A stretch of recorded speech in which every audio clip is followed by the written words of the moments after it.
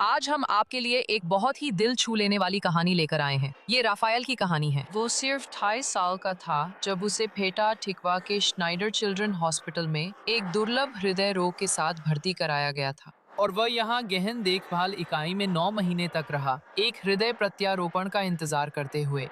अब हमारी छोटी बच्ची, जिसका नाम सबा था, दुर्भाग्यवश केवल 6 साल की उम्र में उसकी मृत्यु हो गई और उसके परिवार ने उसका दिल राफायल को दान करने का फैसला किया।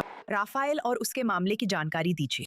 हम वास्तव में रफ़ाएल से तब मिले थे जब वो शिशु था। उसको जन्मजात हृदय दोष था, जिसे हमने सर्जरी और कैथेटर प्रक्रिया से ठीक किया, लेकिन उसके दिल की कार्य क्षमता बिगड़ गई और उसे दिल को सहारा देने के लिए कुछ बार फिर से भर्ती कराना पड़ा और आईवी दवाइयाँ दी गईं। लेकिन आखिरकार लगभग 1 साल पहले उसे भर्ती कराया गया था। वो गंभीर हृदय विफलता में था, खाना नहीं खाता था, वजन नहीं बढ़ रहा था, ज़्यादा पीला दिख रहा था और उल्टी कर रहा था। हमने उसे ईसीएमजी मशीन से जोड़ा और कुछ दिन बाद बर्लिन हार्ट, एक कृत्रिम हृदय से भी जोड़ा, जो छोटे बच्चों में शरीर के बाहर रहता है।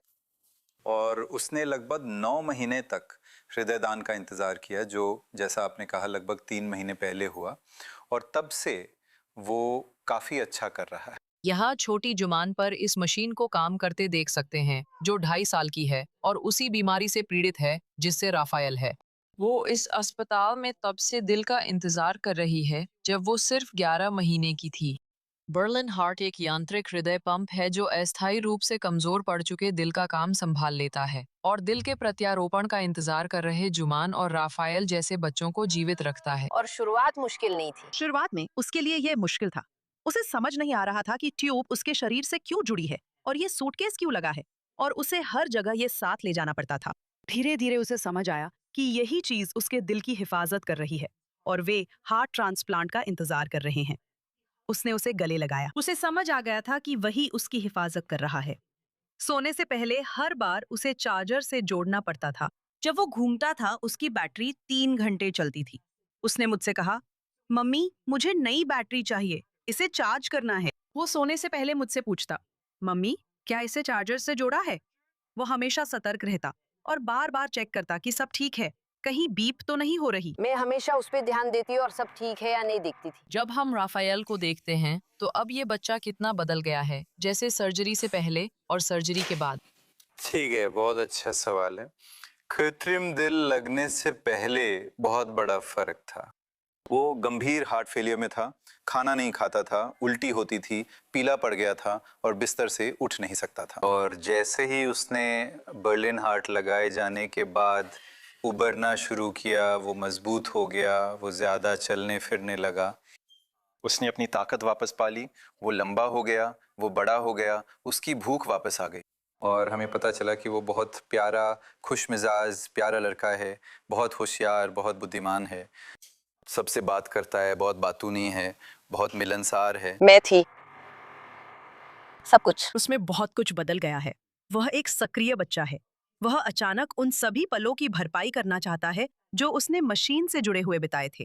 वह अचानक मस्ती करना चाहता है, वे सारी चीजें करना चाहता है जो वह पहले नहीं कर सकता था, और कूदना चाहता है। वह बस एक सक्रिय बच्चा है। आप देख सकते हैं कि अचानक उसकी ऊर्जा और खुशी वापस आ गई है। क्या यह आधुनिक चिकित्सा की वजह से संभव हो पाया है कि अब राफायल जैसे बच्चों को फिर से जीने का मौका मिल रहा है? हाँ बिल्कुल। तो ये हार्ट मशीन का जो मॉडल है बर्लिन हार्ट, ये सबसे नया मॉडल है। पुराना वाला बड़ा था, उसमें बैटरी लगभग चलती ही नहीं थी। इसमें बैटरी कुछ घंटे चलती है और ये बच्चे को चलने फिरने, रिकवर करने, अपनी ताकत वापस पाने और फिजियोथेरेपी करने में सक्षम बनाता है। तो निश्चित रूप से ये सब तकनीक की बदौलत है। और राफायल के परिवार के लिए यही टेक्नोलॉजी है जिसने इस छोटे बच्चे को उसकी जिंदगी वापस दी है।